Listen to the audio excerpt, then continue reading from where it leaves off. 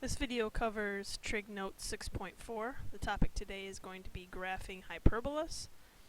So let's first look at what a hyperbola is. You'll notice that as we look at the hyperbola, it appears to be two parabolas that are opening left and right. And that's what a hyperbola is. It's a two-branch graph. And it's got some key characteristics that we're going to talk about. The first characteristic is that you're going to have two vertices, which will be, just like on the parabola, it would be these points right here. You're also going to have foci, two focus points, or two foci, which will be, again, the point that is inside. I should label these for you. Again, these are my vertices, so we'll label those V's. The focus points, or the foci, are inside of each of the branches of the hyperbola. Again, so the graph is going to be wrapping around the focus points. So we'll notice that. And instead of having a major and minor axis like our ellipse does, we have something called a transverse axis. So the transverse axis, let me write that down over here first. Transverse axis is the line that goes from vertex to vertex. So for our problem here, it's this dashed line, this horizontal line. Now sometimes your transverse axis will be horizontal, sometimes it will be vertical. When it's horizontal, your graph is going to be having two branches that are going left and right.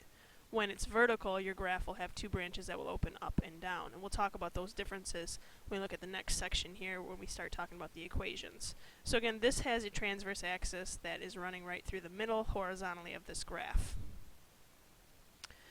This graph will also have a center. So the center of this graph would be the midpoint between the two vertices. And again, that's going to be on the transverse axis, so that is going to be the midpoint, which instead of writing it the midpoint, we'll call it the center, because that's what the name of it is. That's our center. And we're also going to have vertices that are on the transverse axis, which I've already identified for you here. Again, a key feature is that the transverse axis is at the foci, the vertex, and the center. So all of these are lying on this transverse axis, which is this axis here. Okay. Now, one of the things that we've talked about before are the A, B, and C values. Those are going to be exactly the same as they were before. A being the distance from vertex to center. So that would be my A distance.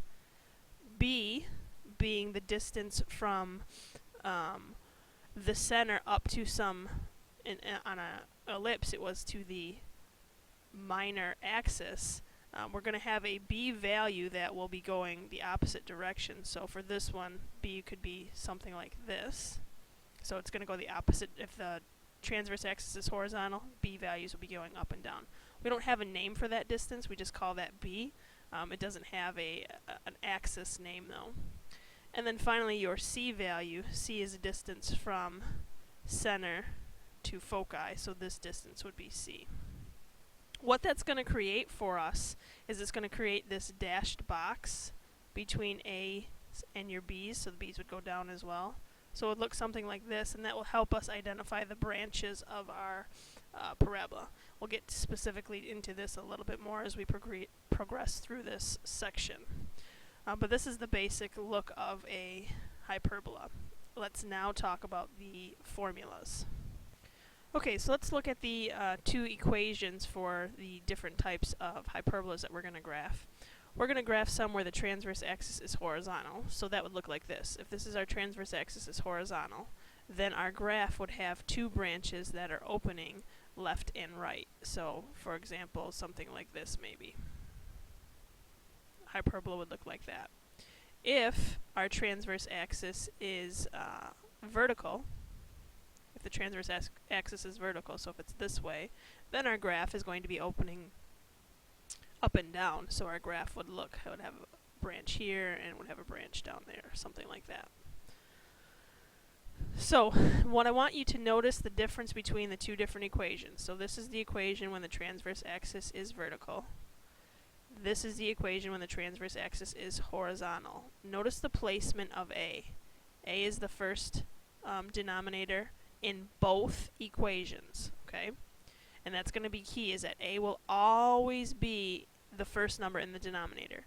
It doesn't matter if it's the larger or smaller number. A does not have to be the larger or smaller number like it is with the ellipse.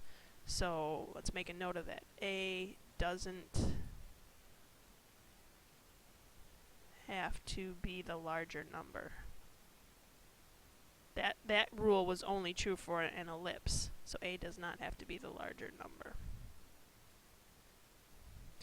And we'll notice that sometimes it's not the larger number.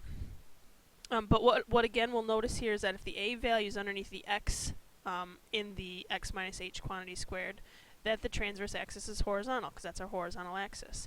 If the a value is underneath the y, then we know that the y-axis is the vertical axis, so our transverse axis had to have been vertical. Again, but a will always be first for hyperbolas. Always, always, always. The relationship between a, b, and c is going to be a little bit different than it was with an ellipse. Here we'll notice that the relationship is c squared equals a squared plus b squared. And what we'll notice in the equations are that in the ellipses they were plus signs. In the hyperbolas they're minus signs. So that's going to be a key difference also between a hyperbola and an ellipse, are these minus signs that are in the formula. So again, the two key differences so far is that a is always first, and it doesn't matter if it's the bigger number, a will always be first, and that there are minus signs in the equations for hyperbolas. That's a good way to identify if you are just given the equation and not told what the shape is. When you see minuses, those are hyperbolas. If we change those to pluses, then they would be ellipses. Last thing that we need to talk about, or I guess not the last thing, another topic we want to talk about is the equation for the asymptotes. We're going to be drawing asymptotes on our paper that will help us to put the branches of the hyperbolas on our graphs. So here is the equation for the hyperbola, or for the asymptote of the hyperbola. Y equals k plus or minus the b value divided by the a, minus, or times, excuse me, h minus x minus h. Got that really backwards. K plus or minus b over a times x minus h.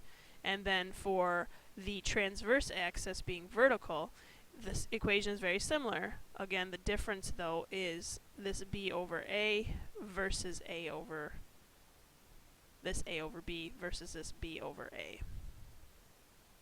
Again, we'll talk about this when we actually get to an example and how we use the asymptotes to help us graph. Again, let's go through and define a, b, and c just so we remember what they are. A is the distance from center to vertex. And we've kind of showed that on the diagram in the last slides that we were talking about here. B is the distance to the transverse axis, so the distance that is perpendicular to the transverse axis, so going in the opposite direction. So distance that is perpendicular to the transverse axis. So if the transverse axis is going horizontal, b would be then that vertical distance. If the transverse axis is going vertical, then b would be the horizontal distance away from that. And again, we'll talk about b a little bit more when we actually start to graph. And c is the distance of the center to the focus points, or to the foci. Distance center to foci. Again, so this a, b, and c are very similar for ellipses and hyperbolas. The difference though is we call the axis major or minor on an ellipse, and we only call it transverse on a hyperbola. So if we attempt to graph a hyperbola like this one, x squared over 9 minus y squared over 16 equals 1, what we're going to do is have to identify which one of these is a. And remember, a is always first. So a squared is 9 and b squared is 16. So again, you'll notice here that a does not have to be the larger of the numbers like it did in the ellipse. And again, I know this is a hyperbola because of the minus sign here, and it also tells me. But we'll get to the point where we won't have, the verbiage in front of here of what it is. So you're going to want to recognize that a minus sign means it's a hyperbola. So if our a squared value is 9, that means that a should be 3. And if our b squared value is 16, it means that b should be 4. Our center, again, we're looking at this in the form of the x minus the h quantity squared over a squared minus the y minus k squared over the b squared equals 1. So in this case, our h's and k's don't exist, so it's got to be 0, 0. If I plot that, 0, 0 would be right here. I have to identify which way my branches are going to be. When the a value is underneath the x, then that means that my transverse axis is going horizontally. So that means that my branches will be, one will be left and one will be right. So this will open left and right. Finding then the vertices. If a is 3 from this center, I'm going to go right 3, put a v there. I'm going to go left 3 and put a v there. My b value, if a was what I was going left and right because it opens left and right, b is what I will be going up and down. So b would be up 1, 2, 3, 4, and down 1, 2, 3, 4. We don't have anything to label that with. It's not really a co-vertice like it was in an ellipse. But why this is important is once we have our a distance and our b distance, what we want to do is make a box around those 4 dots, because that will help us to figure out how to make our branches. So let's go through and make a dashed box around the a's and the b distances.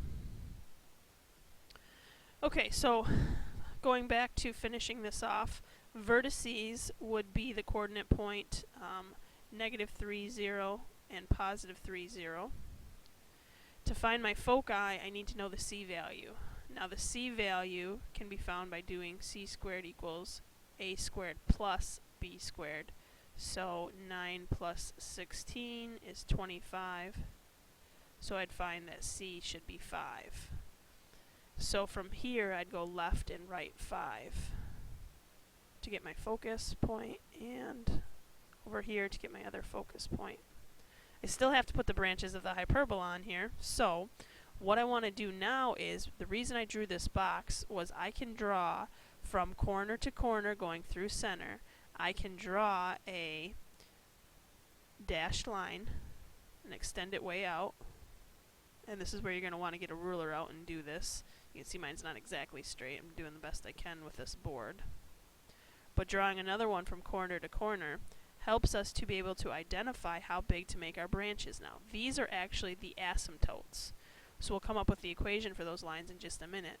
But this dashed box that we draw, if we connect the corner to corner going through the center, that will be the line for the asymptotes.